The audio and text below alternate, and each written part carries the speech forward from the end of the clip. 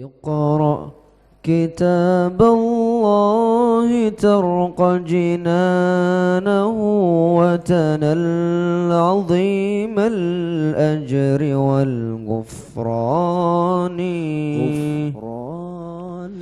رتله روي القلب من نفحاته كالماء يروي لهفة العطشان اقرأ كتاب الله ترق جنانه وتنل عظيم الأجر والغفران رتله روي القلب من نفحاته كالماء يروي لهفة العطشان أسعد به أبويك في أخراهما قلدهما من زينة التيجان عطر زوايا البيت من آياته تزكي كنفح المسك والريحان اقرأ كتاب الله ترق جنانه وتنل عظيم الأجر والغفران رتله روي القلب من نفحاته كالماء يروي لهفة العطشان في كل حرف قد جزيت بأجره ضعفا من المولى عظيم الشان قد خصه الرحمن أعظم رتبته أعظم برتبة حامل القرآن يا حاملا آية الكريم بصدره بشرى فتلك هدية الرحمن فاتلوه يوشاك العظيم بفضله تعلوك منه سحائب الإحسان اقرأ اقرأ اقرأ كتاب الله اقرأ كتاب الله ترق جنانه وتنل عظيم الأجر والغفران رتله روي القلب من نفحاته كالماء يروي لهفة العطشان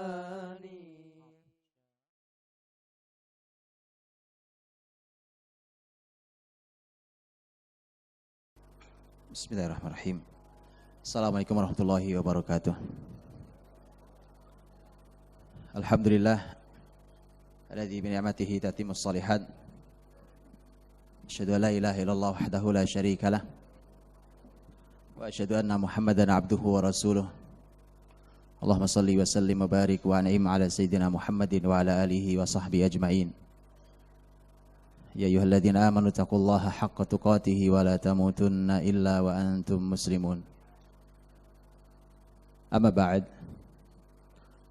Bapak Ibu saudariku, mukminin mukminat hafizakumullah.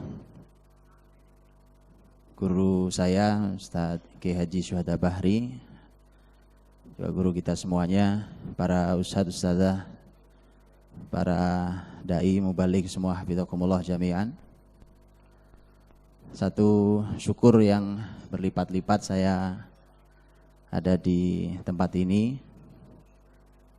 bersama Bapak Ibu semuanya. Sebelumnya saya sudah silaturahim ke Dewan Dakwah Jawa Tengah ini. Waktu itu ada beberapa Ustadz, di antaranya Ustadz Aris Munandar juga. Dan saya sampaikan ke Ustadz bahwa saya ini sejak usia SMA itu oleh ayah saya diajak ngajinya ya di Dewan Dakwah di Keramat Raya itu, Pak. Karenanya saya masih ingat betul dan masih ada fotonya, kenangan yang indah buat saya ketika Pak Nasir rahimahullah ketika beliau meresmikan masjid di Depok. Saya sekolah di tempat itu dan saya masih ingat disuruh bernasyid di depan beliau, disuruh ceramah pakai bahasa Arab, aslinya nggak bisa bahasa Arab, cuma disuruh ngafal kemudian menyampaikannya di depan Pak Nasir waktu itu. Dan saat itu masjid didirikan dikelilingi kurang lebih 14 gereja dan tidak ada satupun masjid. Padahal itu bukan jauh-jauh Pak, itu di kota Depok. Alhamdulillah setelah masjid itu sekarang sudah ada masjid-masjid yang lainnya. Bapak Ibu dirahmati Allah Subhanahu wa taala, saya mohon izin dipaksa untuk berbicara malam hari ini di hadapan guru-guru saya, dan saya hanya ingin menyampaikan di awal tentang hadis Nabi Shallallahu Alaihi Wasallam yang diriwayatkan oleh Imam Bukhari dan Imam Muslim dari sahabat mulia Abdullah bin Amr bin As radhiyallahu anhuma, bahwa Rasulullah Shallallahu Alaihi Wasallam bersabda, Innallaha la yaqbitul ilma intiza'an yantazi'uhu fil ibadi illa biqabdir rijal atau biqabdil ulama.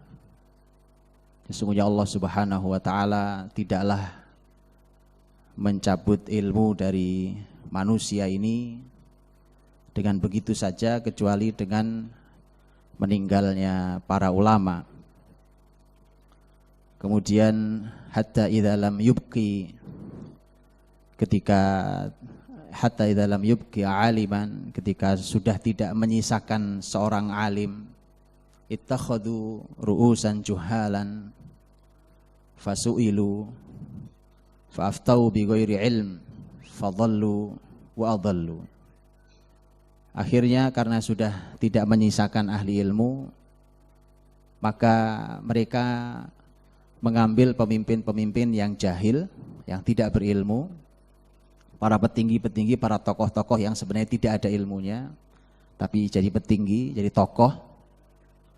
Kemudian mereka ditanya, karena jadi pemimpin tokoh maka mereka ditanya, dan karena tidak ada ilmunya maka mereka berfatwa, fa'aftau bi ghairi ilm, mereka berfatwa tanpa ilmu, fadhallu wa adhallu, maka mereka sesat, para petinggi ini sesat dan menyesatkan masyarakatnya. Dan ini adalah PR besar yang luar biasa di negeri ini. Karena itulah saya mohon maaf sebesar-besarnya tanpa mengurangi rasa hormat saya, bahwa negeri ini memang harus ditata ulang dari sisi pendidikan, Pak. Karena ini tanpa mengurangi semua jasa yang sudah dilakukan oleh para pendahulu kita. Karena sederhana, kalau kita melihat hasil di umat ini, di tengah ada memang kenaikan yang alhamdulillah menarik, umpamanya ketertarikan masyarakat muslim terhadap Al-Quran. Tapi di sisi yang lain juga terjadi kerusakan, kehancuran yang tidak sederhana di umat ini, yang semakin terbuka, semakin telanjang, dan bukan lagi sesuatu yang disembunyikan. Karena kalau dosa itu masih disembunyikan di sebuah masyarakat, itu masih baik. Karena tidak ada masyarakat suci 100% tanpa dosa, tidak ada. Artinya kalau ada orang berbuat dosa antara dia dan Allah Subhanahu wa taala. Karena kalau sudah mulai muncul seperti yang disampaikan Rasul tentang al-mujahirun, tentang mereka yang sudah berani membuka tentang dosa. Bahkan Aisyah bunda Ummul Mukminin Aisyah radhiyallahu anha ketika ditanya tentang gempa, mabaluz zalazil, sebagaimana yang kita bisa baca di bukunya Ibnu Qayyim rahimahullah taala Al-Jawabul Kafi liman sa'ala 'anid dawa'i syafi. Ketika beliau ditanya tentang gempa, jawaban beliau nomor 1, idzastabahuz zina. Kalau mereka sudah bukan saja melakukan, Pak, istibahah. Istibahah itu artinya menganggap boleh, menganggap mubah. Bukan sekedar melakukan. Kalau melakukan, Pak. Di zaman Rasul pun ada yang melakukan. Tetapi tertutup, hanya sedikit jumlahnya dan seterusnya. Tapi kalau sudah istibahah, masyarakat sudah menganggap legal, mubah, biasa. Itu akan menjadi sebuah azab besar. Hal itu bisa kita saksikan semakin jelas terlihat di berbagai macam dosa hari ini.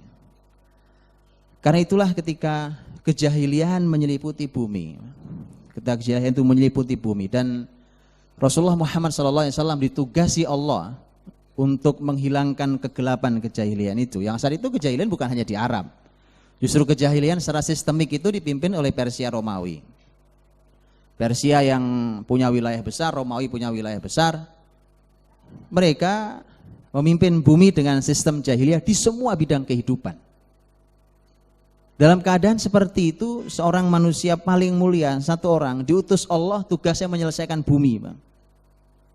Bisa kita bayangkan itu. Karenanya luar biasa, yang dilakukan Nabi SAW adalah Nabi diberikan Allah panduan, kemudian panduan itulah yang digunakan untuk Nabi guna mengkader generasinya. Itu yang digunakan, Pak. Maka hasilnya mulai bermunculan, dari mulai modal Nabi hanya 5-6 orang, kita tahu orang-orang dekat Nabi SAW, sampai kemudian tumbuh, bertambah dan bertambah.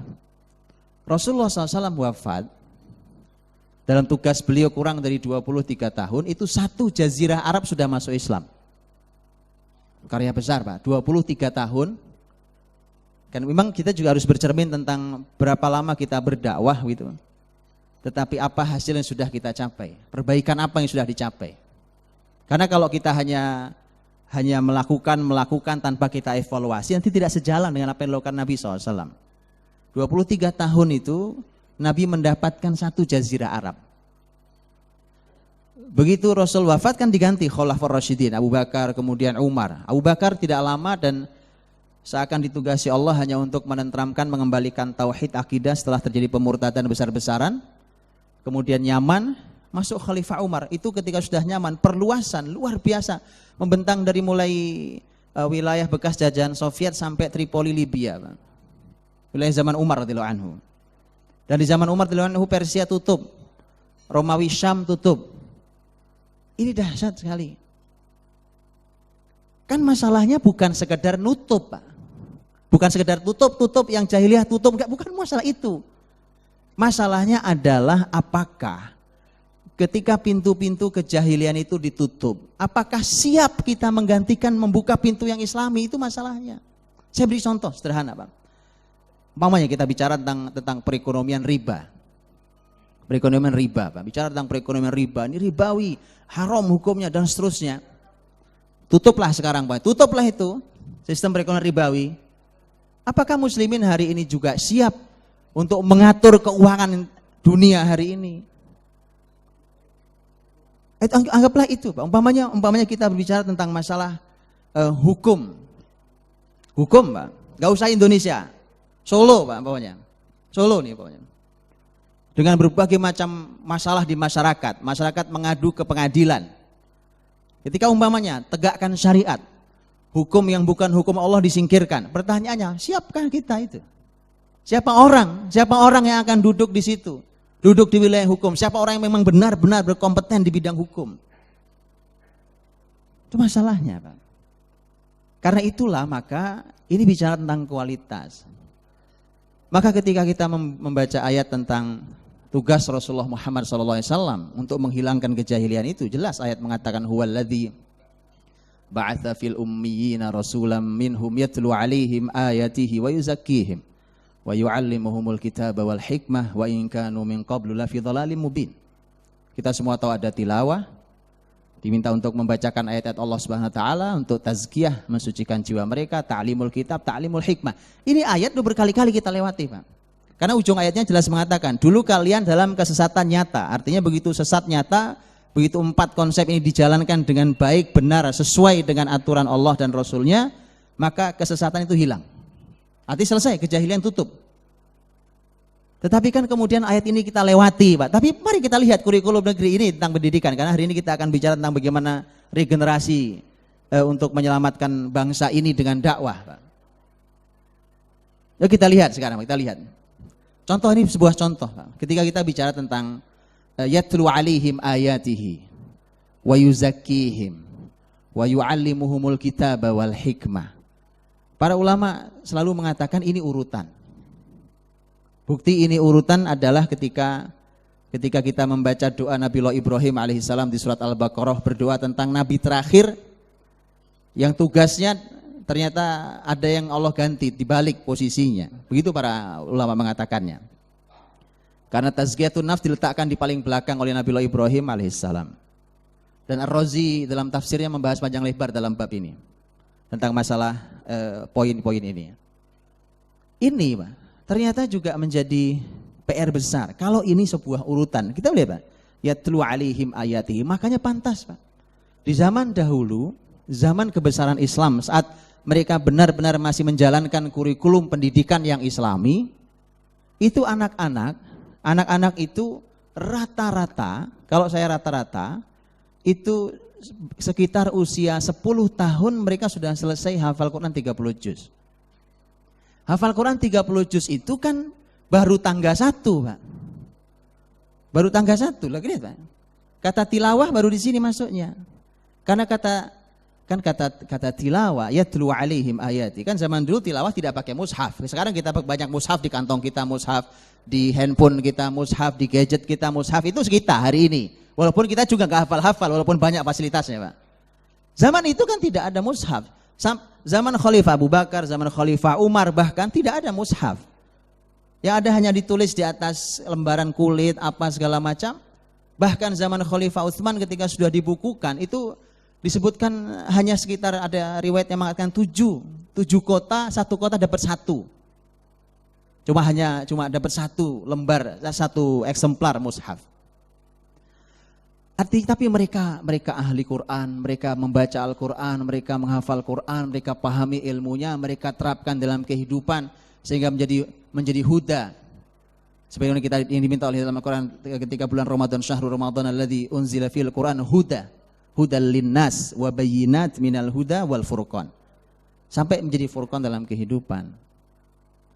Jadi ketika tilawah itu, Pak, gitu. Maka kemudian harusnya kan ini didorong maju dulu. Dimasukkan dulu, didorong dulu generasi kita. Coba lihat. Begitu bicara tilawatul Quran, kemudian tazkiyatun nafs, kemudian ta'limul kitab, berarti ilmu Alkitab, kemudian ilmu al-hikmah. Ilmu al-hikmah, al-hikmah itu kan sesuatu yang disebut sebagai ketika ucapan dan perbuatan kita benar, disebut al-hikmah. Ketika ucapan kita benar, perbuatan kita juga benar. Sesuai antara ucapan dan perbuatan kita, benar. Itu hikmah. Dalam banyak tafsir disebut hikmah adalah sunnah. Sunnah Nabi SAW, kehidupan Nabi SAW itu sesungguhnya adalah aplikasi utuh untuk Quranul Karim. Jadi sudah aplikatif, bukan sebuah teori yang tidak bisa diaplikasikan. Coba kita lihat ini, Pak. Saya sering bertanya kepada para pendidik, Pak. Tilawah, tazkiyah, ta'limul kitab, ta'limul hikmah. Saya cuma bertanya, di mana letaknya ilmu biologi? Di mana letaknya ilmu IT? Di 4 poin ini, Pak. Di 4 poin di mana letaknya? Ada letaknya yang disampaikan dalam surat Al-Baqarah. Letaknya adalah wa yu'allimukum ma lam takunu ta'lamun. Ini secara umum di mana Allah mengajarkan kepada kalian ilmu yang kalian belum tahu. Dia letaknya di sini, Pak. Semua ilmu yang tidak dimasukkan di 4 poin masuk di sini, Pak. Jadi masalah di kita sekarang di situ.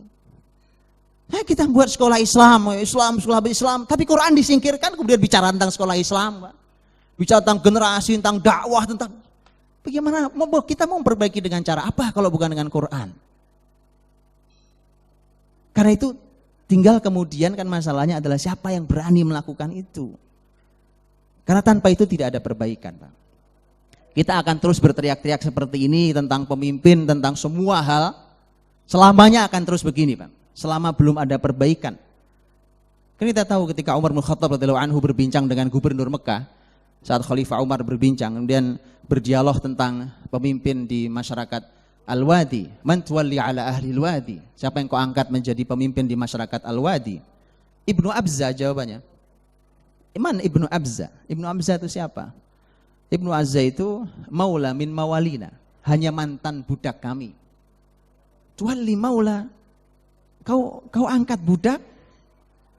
Jawabannya jelas, Pak. Fa innahu min ahlil Qur'ani wal faraid. Karena ini orang ahli Quran dan ahli syariat ini. Dia dulu hanya budak, Pak. Tapi dia ahli Quran, ahli syariat, maka dia yang mimpin. Gitu. Ya kita akan terus berteriak-teriak begini. Di satu sisi, bersyukur, satu hal yang harus kita syukuri bersama, kesadaran masyarakat ini alhamdulillah punya kesadaran untuk mulai membuat anak-anaknya dekat dengan Al-Quranul Karim.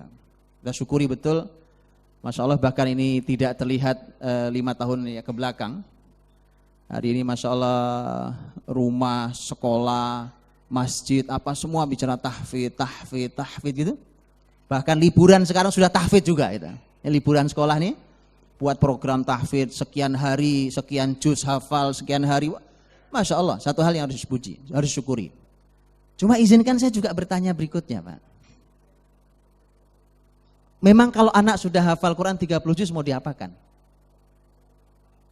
Karena kalau nanti kurikulumnya sama sekuler juga, yang ada di kita kasih ke mereka, benturan lagi di kepala dan di hati mereka. Memang dia hafal Quran, tapi ilmu sekuler. Memang hafal Quran, moral tidak jelas. Jadi memang harus dipikirkan. Itu benar, sudah benar langkahnya. Tetapi pertanyaan berikutnya apa? Apa yang harus dilakukan? Karena itu memang tidak ada, Pak. Tidak ada jalan lain kecuali seperti kalimat Imam Malik rahimahullah ta'ala. Di mana Imam Malik rahimahullah ta'ala menyampaikan lantas salah hadhil umma illa bima salaha bihi awwaluha. Ya. Umat ini kalau mau diperbaiki, kata beliau, enggak akan bisa baik, Pak, kecuali diperbaiki dengan cara generasi awal dahulu diperbaiki. Enggak ada jalan lain, memang harus akhirnya dilihat kembali, Pak. Kalau mau ya ini pilihannya. Ini pilihannya. Enggak ada pilihan lain.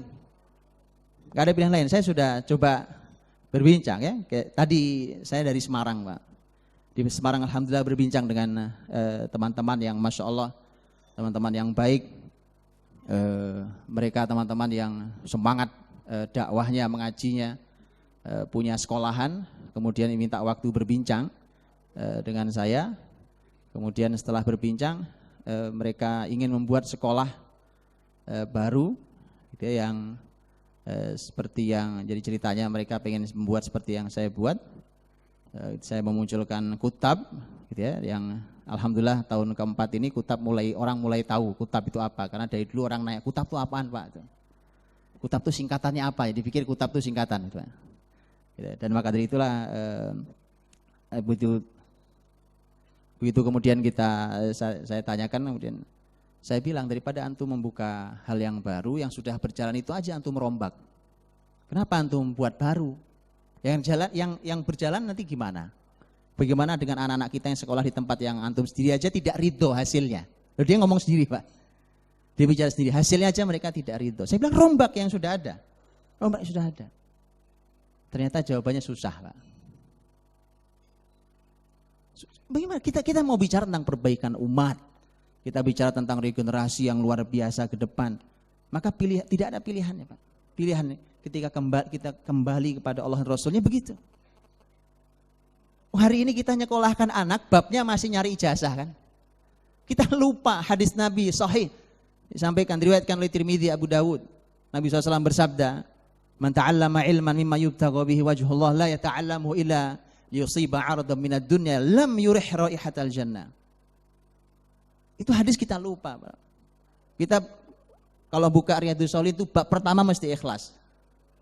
Kita buka Sahih Bukhari pertama innamal a'malu binniyat. Arba'in Nawawi buka innamal a'malu binniyat. Itu sudah pasti kita kaji. Begitu di aplikasinya nggak ada, Pak. Nggak ada di aplikasinya. Oh, kita nyekolahin anak tujuannya kerja, nyari kerja sama nyari ijazah kok. Dan kita sepakat kerja ijazah itu dunia, bukan? Nabi katakan, siapa yang menuntut ilmu yang seharusnya karena Allah, tapi menuntutnya hanya ingin mendapatkan dunia, tidak akan mencium aroma surga, Pak. Lupa kita ini semua. Kita masih nyekolahkan anak dengan pola itu, Pak. Menguliahkan anak tujuannya kuliah di sini, nak, biar kau kelak nanti kerjamu enak, bagus. Bahaya, Pak. Ancam ini Nabi yang mengancam, lam yurih raihatal jannah.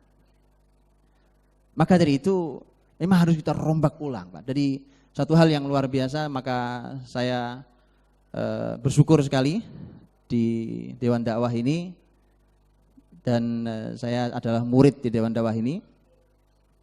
Saya bersyukur sekali ketika Dewan Dakwah memelopori untuk menyelamatkan negeri ini dengan dakwah, dan kemudian mencoba menyiapkan generasi ini dengan sebaik-baiknya. Dan saya hanya urun rembuk, saya cuma katakan bahwa kalau begitu ya jangan menggunakan pola yang sama yang sudah saya jalani, ustadz-ustadz yang lain jalani, Pak. Kalau sama polanya ya begini lagi, Pak. Ini kalau yang kita jalani sama ya begini aja kan Indonesia. Di tangan kita kan harus kita akui nggak maju Islam di tangan negeri kita nih, Pak. Mereka harus belajar dengan cara yang tidak sama dengan kita belajar. Mereka harus belajar dengan kurikulum yang tidak sama dengan kurikulum kita. Bahkan berusaha mari kita carikan guru yang juga tidak sama dengan kualitas kita-kita ini, gitu. Ya kalau adanya kita sementara ya kita dulu, Pak. Sementara adanya kita ya sambil beristighfar karena sebenarnya kemampuan kita tidak cukup, kesolehan kita tidak cukup. Tetapi ya inilah, makanya bersyukur sekali, dan perlu, Pak, perlu yang seperti ini, Masya Allah, ini amal mulia yang perlu kita berikan dukungan yang luar biasa untuk Dewan Dakwah yang mencoba untuk menyiapkan generasi. Karena kalau bicara tentang perbaikan maka pasti penyiapan generasi dari sejak dini, dari sejak awal, dan harapannya kita akan petik beberapa tahun ke depan, Pak. Bahkan mungkin belasan tahun ke depan. Artinya kita perlu nafas yang sangat panjang. Tidak bisa kita buru-buru metiknya, karena ini bicara tentang perbaikan yang lebih luas. Kalau perbaikan yang lebih luas dampaknya besar, maka harus bersabar dengan langkahnya. Mudah-mudahan Allah SWT memberikan keberkahan untuk kita semuanya, dan mudah-mudahan Allah memudahkan semua niat baik dari semua yang berjuang untuk memperbaiki bumi Allah yang dititipkan kepada kita semuanya ini. Dan mudah-mudahan Allah memudahkan langkah ustadz-ustadz saya di Dewan Dakwah untuk menyiapkan dai, para ulama sejak muda, sejak usia awal, sehingga kita akan diberikan Allah Subhanahu wa Ta'ala kualitas ahli ilmu yang benar-benar berkualitas, Pak. Bukan hanya sekedar sebutan ustadz atau yang lainnya, tetapi tentang kualitas nomor sekian. Mudah-mudahan Allah berikan kekuatan, dan mudah-mudahan Bapak Ibu semua yang hadir di tempat ini juga diberikan Allah Subhanahu wa Ta'ala ke lapangan rezeki untuk bisa membantu teman-teman di Dewan Dakwah ini, dan mudah-mudahan semua generasi kita diberkahi Allah Subhanahu wa Ta'ala. Wallahu a'lam bishawab. Mohon maaf atas salah kurangnya. Saya akhiri. Assalamualaikum warahmatullahi wabarakatuh.